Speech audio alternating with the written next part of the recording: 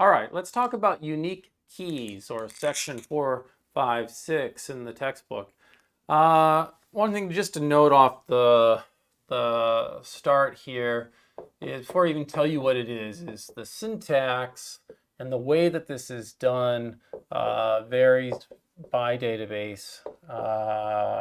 So the way it is in MySQL is different than the way it is in Postgres, and so forth and so on. It seems very database specific how you do it.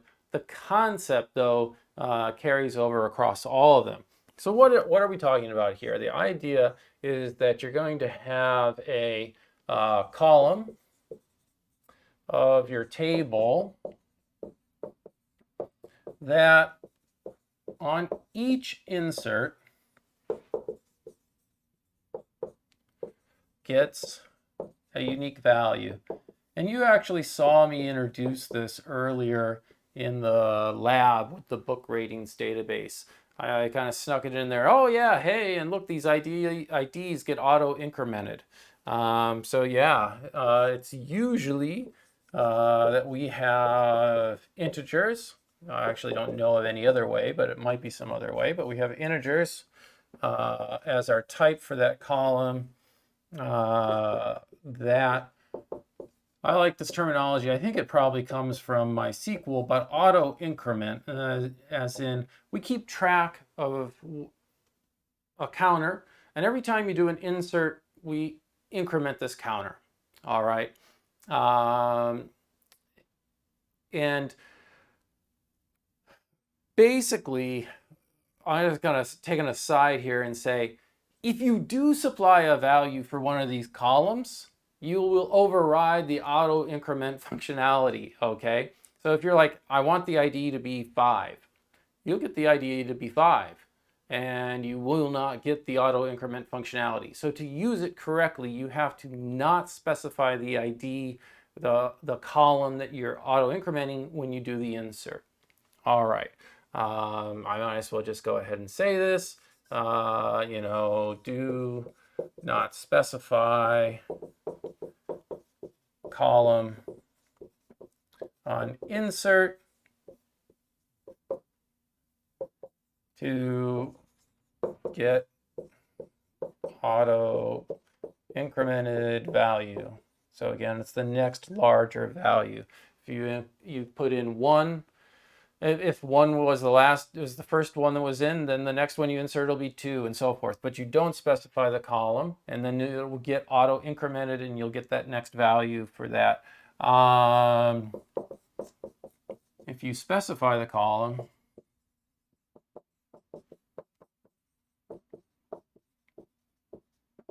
you will defeat this.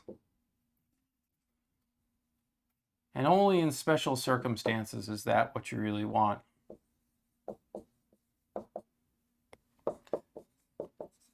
All right. Now, one of the nice things I have to say about this is that, imagine you did want to be sure that you had a unique identifier for each row, but you had no special natural way of doing that. So in other words, you might very well, let's say you work for Service Canada, and you're like, yeah, the SIN, the social insurance number, we know they're unique. Let's use that. When we put it in, we're guaranteed that that will be unique. It's a natural thing. It has business logic meaning to it. Let's go ahead and use that. That'll always be unique. But you work at a bank, and I just need to make another account. So basically, you're like, I want to know what the next unique account number is so I can give it to this customer. But you're a large bank. There's several people creating accounts potentially at the same time. What if you go and say, dear database system, give me the next value, or you instead don't ask the database, you look and you say, ooh, the maximum value is this. And then you're like, oh, I'll add one to that and then make that the next account value. Someone else could do that at the same time. If you both then go in and try to set the account to that value, only one of you are going to win. The other person's going to get a failure, because of course you will have made this a unique column so that you cannot mess up, or you've made it the primary key, yes, and you can't mess up and have duplicates, but you'll still be frustrated that now you got to go back again and try to find the maximum value and add 1 to it and so forth and so on. Yeah, that's just not going to work. So, as I'm saying here in too many words, it solves the problem of not giving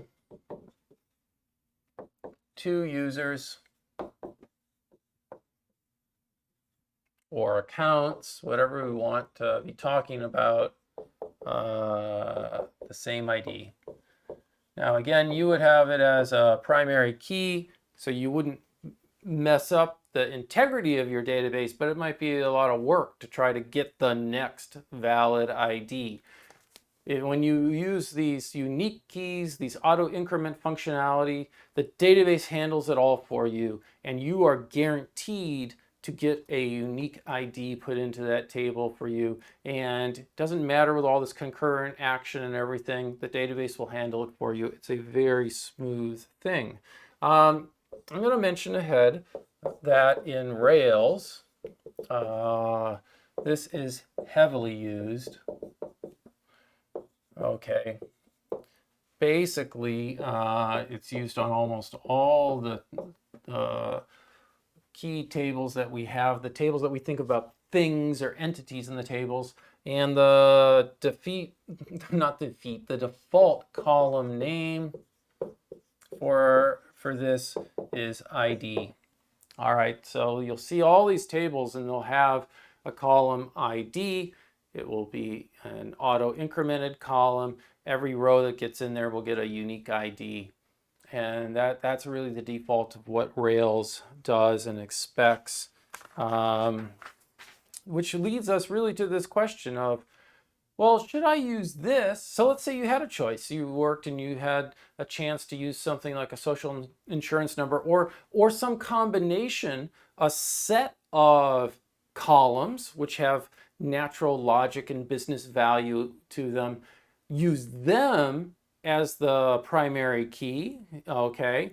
And you're like, yeah, it'll be these 3 columns. It'll be composite key. We'll treat all these columns together, and that's the way it is. And yeah, they're going to have values with meaning to us in them. You know, ID 1, 2, 3. There's no meaning. It's just another ID.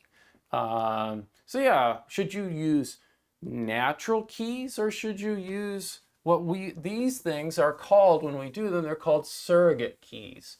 And they're keys that have no business meaning behind them. They're just used to identify a row. So this is a nice topic, natural keys versus surrogate keys.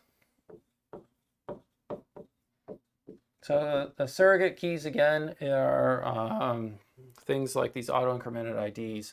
What about these natural keys again? So as I said, natural keys are columns with meaning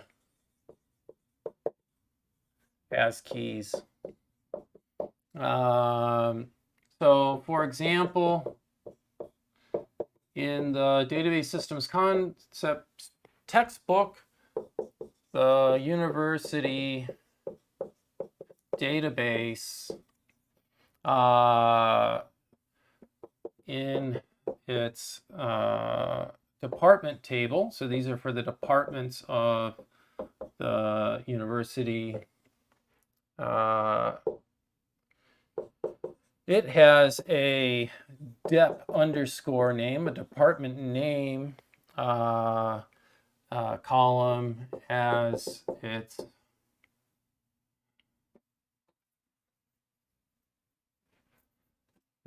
in its department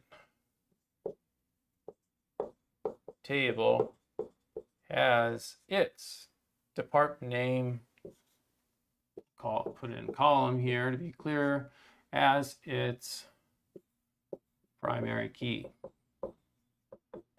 And where the department name is a string written out, such as biology or computer science, or as you've seen, abbreviated comp period, sci period. So that's a natural key. So when we see that key in results, when we see it in another table where it's used as a foreign key, it's kind of handy. It's like, well, I can see as a human, I know that that's the biology department that the student belongs to. So the student is part of the biology department, or this course is a course in the biology department. I can just see it by the key. If we use a surrogate key, just, ID 123, when this course has a department ID of 6, unless I've memorized what department ID 6 means, it doesn't give me a meaning. I always have to go as a user and do a join and look up to find out what that actual department name is. So this is a handy dandy thing from a user standpoint. It's a potential nightmare for maintenance and upkeep. So it does have this issue then. So that was what was nice. The issue, what happens if we change the department name?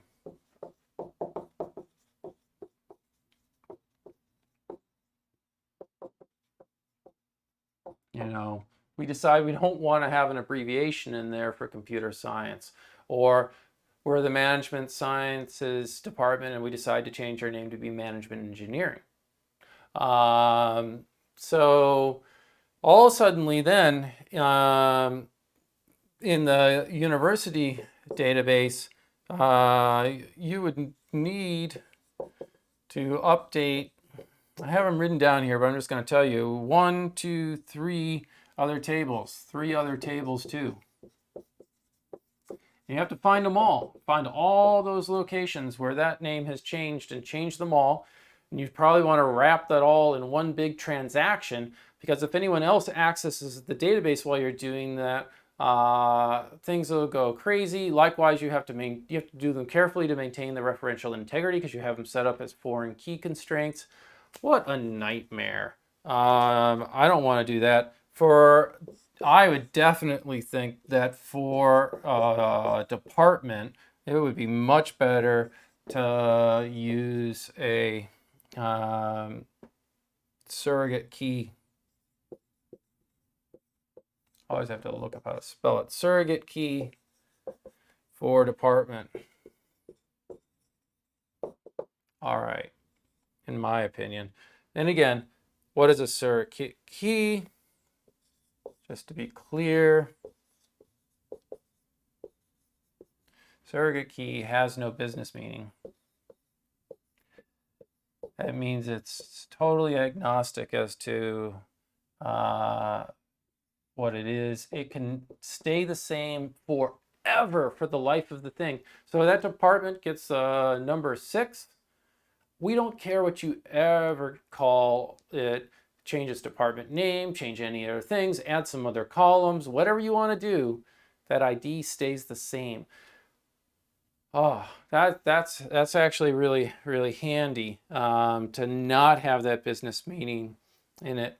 And again, no business meaning, and commonly you're going to use some notion of an auto increment to be able to make it.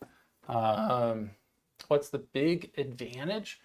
Well, the big advantage to the surrogate key is that we can change our business logic or things of business meaning, and so forth. We can change that department name. We can change things, and the IDs never change. So the advantage, again, is, you can change business logic.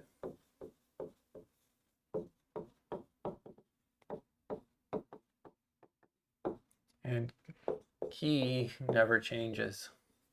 This gives you flexibility for the long-term life of your database. This notion of changing like the department name, the big thing is if you decide to change the department name, it only happens in one place.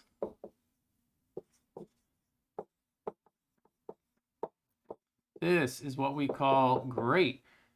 It's a nightmare to have data spread all out in a database and have to go find and update all of it if you make some change to the business logic. We want to have, as much as we can, to have one piece of data and then link to it all over the place. That way, when it comes time to, if we change it or update it, everything else updates automatically because everything's just linked to it. Everything gets, tables get joined and we get to find the values and oh, that's all good and proper. But if we copy things places, now we have to go find everywhere where we've copied it to, and that is not good database design. All right.